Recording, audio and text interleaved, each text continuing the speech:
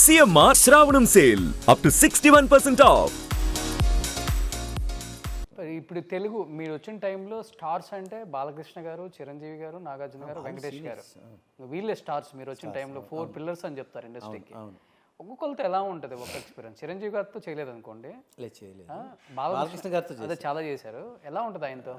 చాలా హ్యాపీగా ఉంటుంది, చాలా హ్యాపీ. ఆయన అసలు చిన్నపిల్లాడు మనస్తత్వం అండి ఆయన.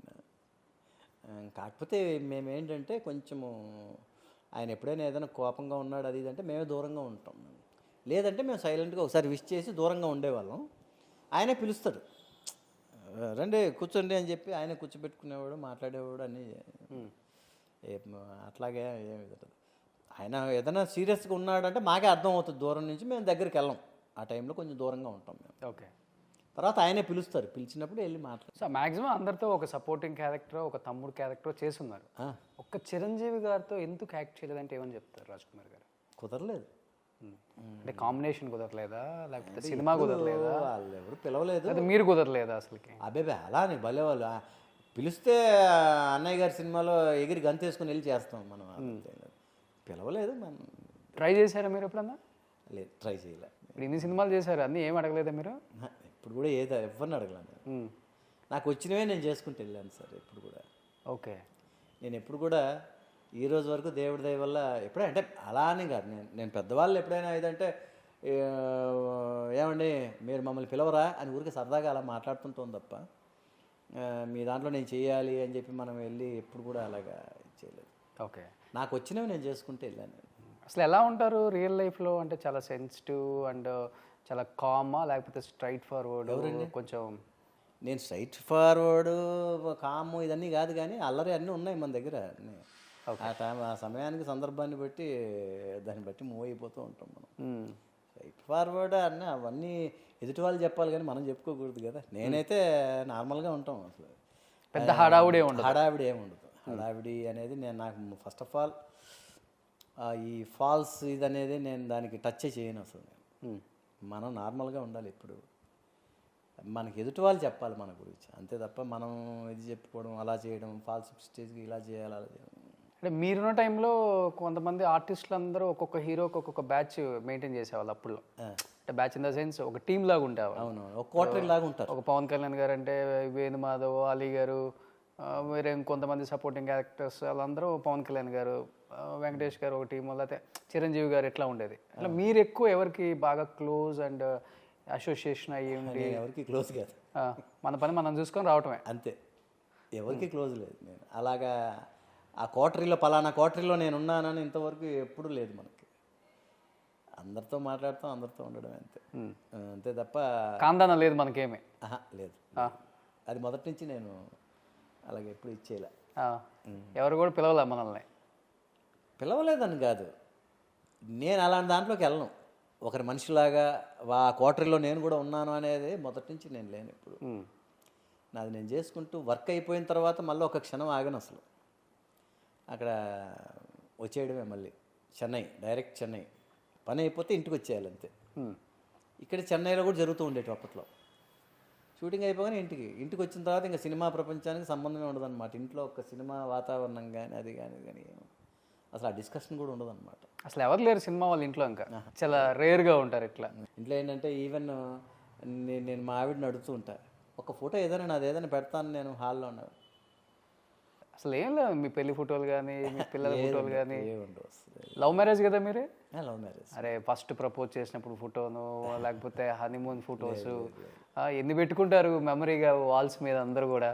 లేదు, అలాంటివన్నీ వద్దంటారు. ఫస్ట్ మీరు ప్రపోజ్ చేశారా, ఆమె ప్రపోజ్ చేశారా? ఇప్పుడు మగవాడే చేస్తాడు ఫస్ట్ ప్రపోజ్, సో మనమే చేసాం. ఆడవాళ్ళు చేసిన వాళ్ళు కూడా చాలా ఉన్నాయి లవ్ స్టోరీస్. ఏమో మా దీంట్లో అసలు అలా లేదు, నేనే ప్రపోజ్ చేశాను. ఆ తర్వాత తను చాలా కొంచెం టైం తర్వాత తను ఓకే చెప్పడం జరిగింది. ఓకే.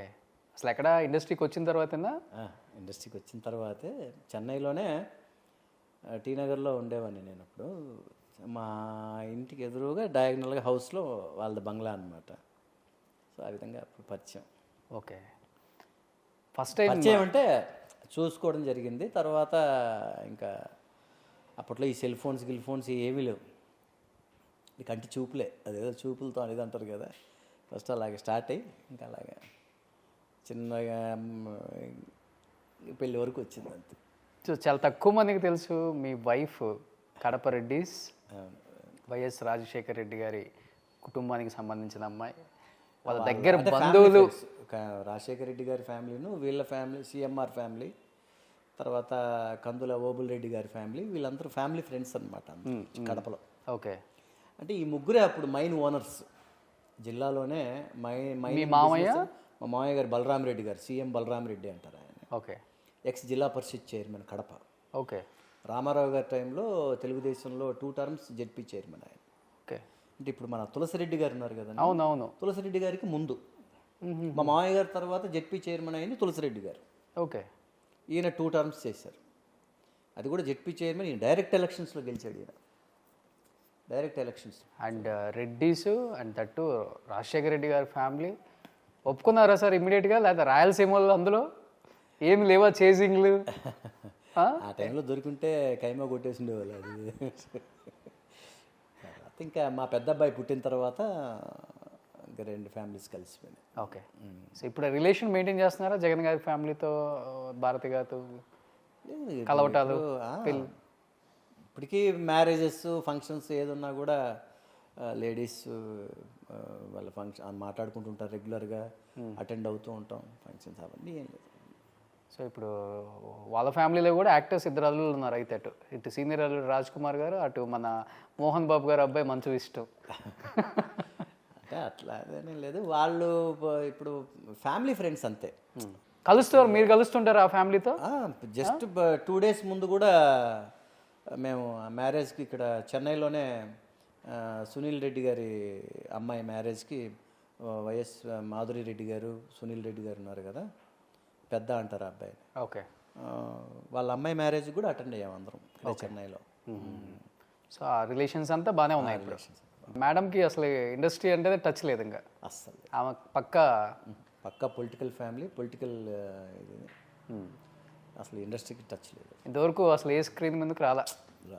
మేము కూడా బతిలాడా ఇప్పుడు వచ్చిన తర్వాత, వద్దే వద్దు నమస్కారం పెట్టేస్తారు అంతే. ఇలా పోలే ఒక ఫోటో అన్న పంపించండి, మా ఆడియన్స్ వస్తారు. అంటే మీరు ఎంత క్యూట్ కప్పులో తెలియాలి కదా. పంపిస్తాను సార్. మేడంకి బాగా ఇష్టం మీ సినిమాలలో అంటే, పెళ్ళైన తర్వాత మీరు చేసిన బిగ్గెస్ట్ హిట్ ఏంటి? ఆవిడకి నేను ఏం చేసినా నచ్చదండి బాబు. అసలు పెద్ద నా యాక్టింగ్ గురించి, నా సినిమాలు నువ్వు అద్భుతంగా చేసావు, పరమాద్భుతంగా, ఇందులో చాలా బాగా, అలా ఎప్పుడు చెప్పదు ఆవిడ. మిగతా అందరూ చూస్తుంటుంది కానీ నావి చూడదు ఎప్పుడు ఆవిడ. ఓకే. ఇదొక విచిత్రం. ఇందులోనే బాగా చేశానా, కరెక్ట్గా చెప్పు అంటుంటాను నేను. ఏముందిలే నీ యాక్టింగ్ మాకు తెలియదా అన్నట్టు. అంటే మనకి డౌట్ వస్తుంది, అంటే బాగా చేశానా బాగా చేయలేదా అన్నట్టుగా ఉంటుంది. ఎక్కువ ఇంకా అంత అడుక్కొని చెప్పించుకునే అంత కర్మ మనకెందుకు అనేసి నేనే వదిలేస్తా. సర్లే నువ్వు ఎప్పుడు నన్ను మెచ్చుకో అనేసి వదిలేస్తుంటున్నాను.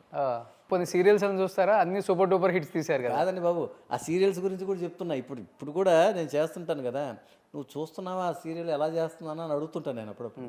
ఎందుకంటే నేను చూడను. ఒకప్పుడు డబ్బింగ్ నేనే వాయిస్ ఇచ్చేటప్పుడు అట్లీస్ట్ అది చెప్పేటప్పుడు చూసుకునేవాడిని. ఇంకా ఆ తర్వాత మళ్ళీ నేను అసలు ఆ టైంకి ఆన్ చేసి చూడడం కానీ, లేదంటే ఎప్పుడైనా ఏదంటే దీంట్లో ఏదైనా యాప్లో చూడడం కానీ అవి కూడా చేయను. నాకు అసలు ఓపిక ఉండదు. చేసామా డైరెక్టర్ గారు ఓకే అన్న తర్వాత ఓకే అంతే. ఇంక మళ్ళీ ఇప్పుడు డబ్బింగ్ కూడా నేను హైదరాబాద్లో ఒక వాయిస్ని, ఇక్కడ చెన్నైలో ఒక వాయిస్ని పర్మనెంట్గా పెట్టేసుకున్నాను. పాపం ఇక్కడ చెన్నైలో నా వాయిస్ ఇచ్చేది మొన్నే పోయారు ఆయన, శ్రీనివాసమూర్తి గారు. అవునవును, మొన్న పోయారు ఆయన. మీకు వాయిస్ ఆయనేనా? నాకు పర్మనెంట్గా ఆయనే. ఓకే. తెలుగు తమిళకి రెండింటికి ఇక్కడ. ఓకే. మొదటి నుంచి సినిమాల్లో మ్యాక్సిమం నేనే చెప్పేవాడిని. ఫస్ట్లో వెరీ బిగినింగ్లో కుంచే రఘు చెప్పేవాడు నాకు. రఘు కుంచేనా? రఘు కుంచే. ఓకే. ఇప్పుడు మ్యూజిక్ డైరెక్టర్ అయ్యాడు కదా. అవును. ఆయన అప్పుడు వాయిస్ ఇచ్చేవాడు అనమాట. ఓకే. తర్వాత కొన్ని సినిమాలకు రత్నకుమార్ చెప్పాడు, మన ఘంటసాల గారు అబ్బాయి చెప్పాడు. కొన్ని వాయిస్లు నేను, అంటే నా వాయిస్ అప్పట్లో ఇండస్ట్రీకి వచ్చిన కొత్తలో సాఫ్ట్ ఉంటుంది. సాఫ్ట్ అనేది కాదనమాట. అందరూ నీ వాయిస్ అసలు ఎక్కట్లేదే బాబు, మైక్లోకి కూడా రావట్లేదే బాబు అనేవాళ్ళు. నేను ఇంత ఇదిగా ఉందా ఘోరంగా నా వాయిస్ అని చాలా బాధపడిపోయేవాడు. అట్లీస్ట్ నా వాయిస్ నా ఇది ఉంటుంది కదా సార్, నా ఐడెంటిటీ ఉంటుంది కదా, అట్లాగన్నా చెప్పించుకుంటే ఆడడం లేదమ్మా, వద్దమ్మా అనేవాళ్ళు. ఆ హీరోకి ఉండాల్సిన వాయిస్ లేదమ్మా నీకు అనేవాళ్ళు. ఓకే. సరే అని చెప్పి ఇంకా బలవంతంగా ఒకసారి నేను చెప్పినా కూడా మళ్ళీ చూస్తే రిలీజ్ టైంని నా వాయిస్ ఉండేది కాదు. ఓకే. వీళ్ళు ఎప్పుడో మళ్ళీ చెప్పిచ్చేసి ఉండేవాళ్ళు, అదే యాడ్ చేసేవాళ్ళు. తర్వాత ఏంటి సార్ ఇలాగని అడిగితే చెప్పాం కదమ్మా నీ వాయిస్ ఆనలేదు అందుకని మార్చేసాం అనేవాళ్ళు. సుమన్ టీవీలో మీ పర్సనల్ అండ్ బిజినెస్ ప్రమోషన్స్ కోసం కింది నెంబర్కి కాంటాక్ట్ చేయండి.